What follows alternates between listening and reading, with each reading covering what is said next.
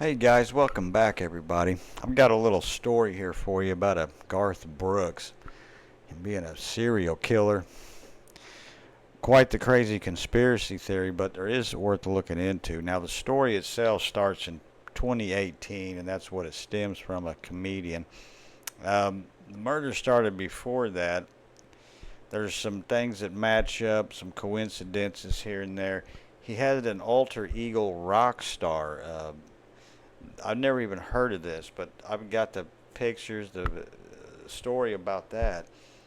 And he mentioned he wanted to play in a movie an evil bad guy, specifically killing somebody, and I believe dismembering them too, which doesn't sound like something that the person would say that was sane, if that makes any sense to you. I mean, like, that dude in Avatar that pumped the weights and at the end, like, he got in a fight with, like, I'd play that kind of bad dude. You know what I mean? But like I wouldn't want that. You have to pay me a lot of money to play some sick shit like that.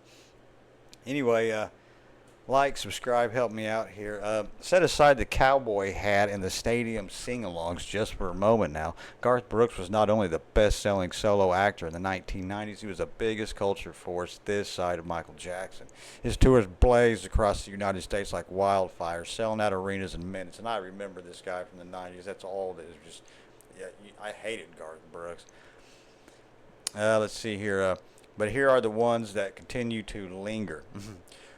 What could be the cause so many unsolved instances of people going missing or being murdered to match up with his concert stops? A coincidence? Maybe. Or perhaps the Friends in Low Places singer had lower places in mind than we'd dared to dream. Victims coinciding tour dates start with the numbers. Brooks' World Tour 93-94 visited over 100 North American and European cities. Now look closer. In city after city, unsolved case ballooned this week before and after the shows. Indianapolis, 93, a young woman walks home from a bar just blocks from Market Square and disappears. Chicago, 93, three women disappeared in unrelated cases in the same week. Brooks sold out consecutive nights at the Rosemont Horizon. Cincinnati, 93, cold case murder of college kid, body discovered in the Ohio River within 48 hours of Brooks' tour bus rolling out. It is possible that these cases are a big coincidence, sure, but when you stack them across 30 cities, the patterns seem to be more calculated.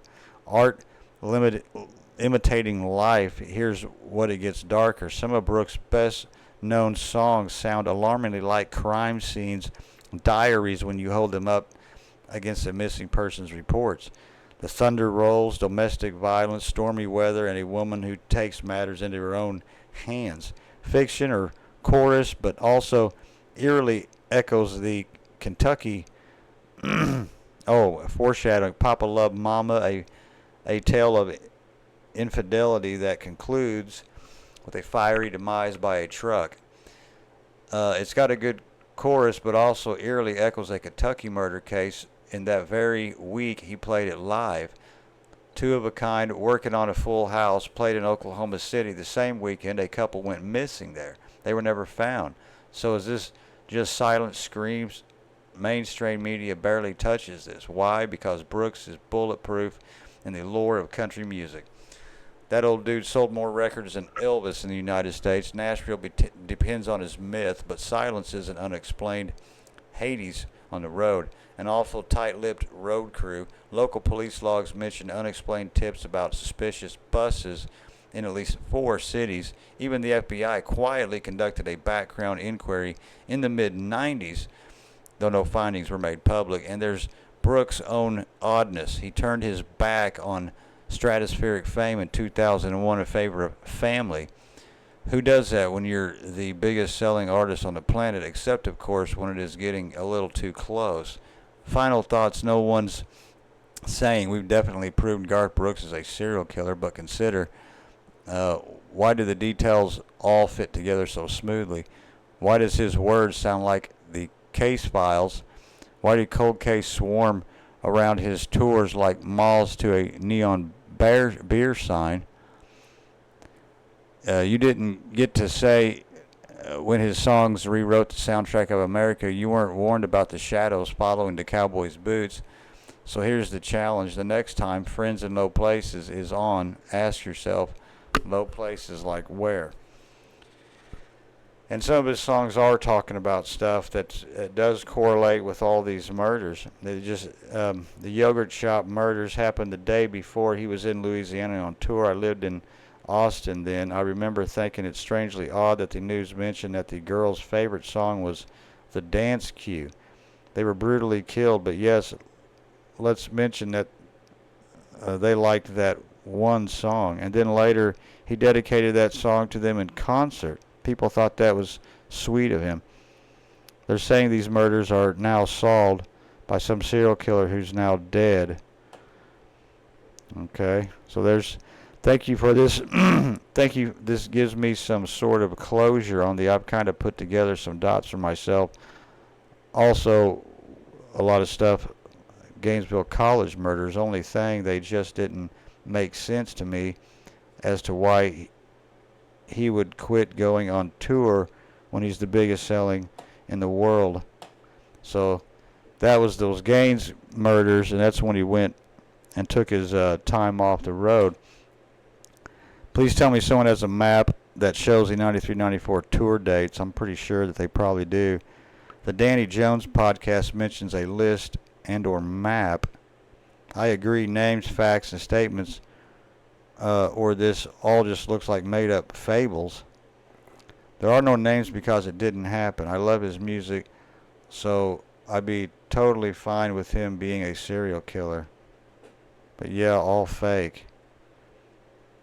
Yes, that video scared me as a kid because of the blood. Yeah, didn't have this song called Red Strokes, and it had like blood in it. This is in '93. They didn't really do that stuff and back then, not a whole lot, not very much. I don't remember, like Ozzy Osbourne and stuff like that.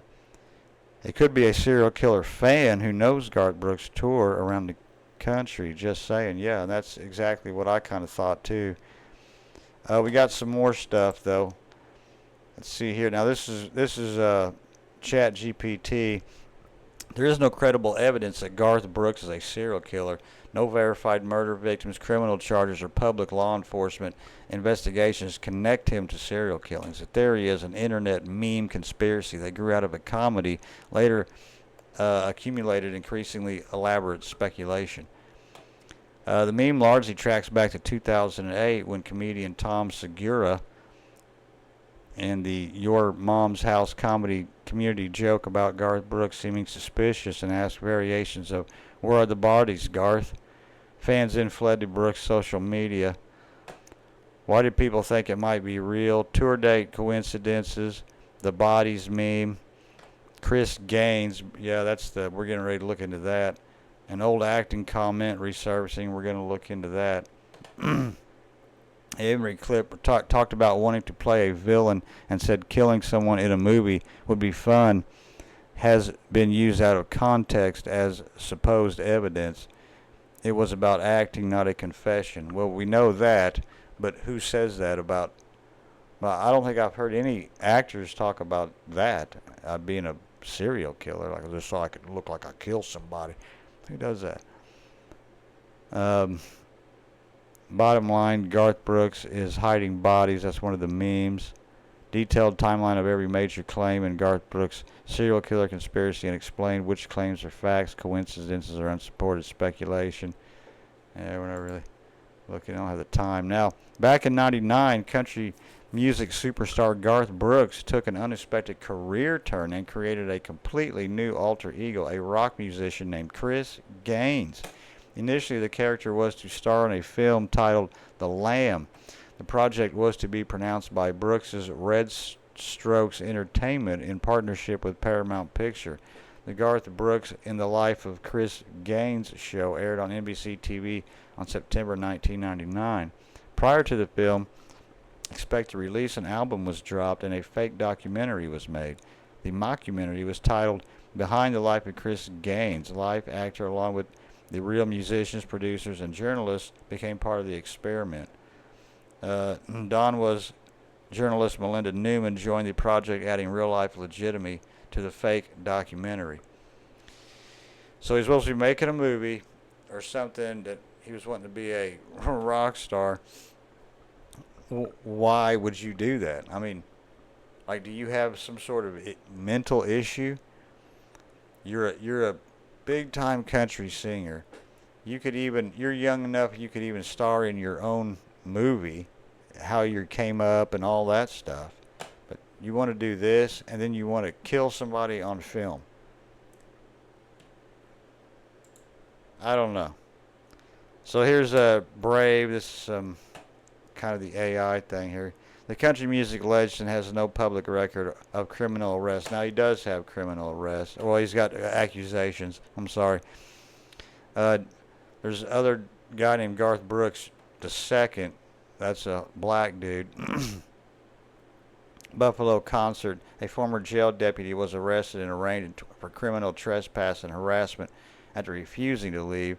Now, the legal lawsuit in 2024 was named in a civil lawsuit accusing him of rape and sexual assault, which he has denied. The civil legal matter, not a criminal arrest. And I don't know if he's even settled that. I think it's still not settled yet. I couldn't find anything. Accused of rape and sexual. So, we'll have to wait and find out what this comes out to. But some of the things don't look all that good, and if it is just coincidence, it's pretty wild. And I do believe that Garth Brooks might have some problems. You know what I mean? I don't know if they're financial, mental, but to just want to switch up like that, I don't remember any people that were that popular just wanting to make a movie about a rock star. They would want to make a movie about their own self coming up. That would be the thing to do. Like that Eminem guy did it over that rap stuff. See what I mean? That would be that would have been what you'd want to do, not change your whole everything over to a rocker. I don't know. Who knows about some of these people, man? But something to look into. I thought I'd go over it. Anyway, like, subscribe. Thank you.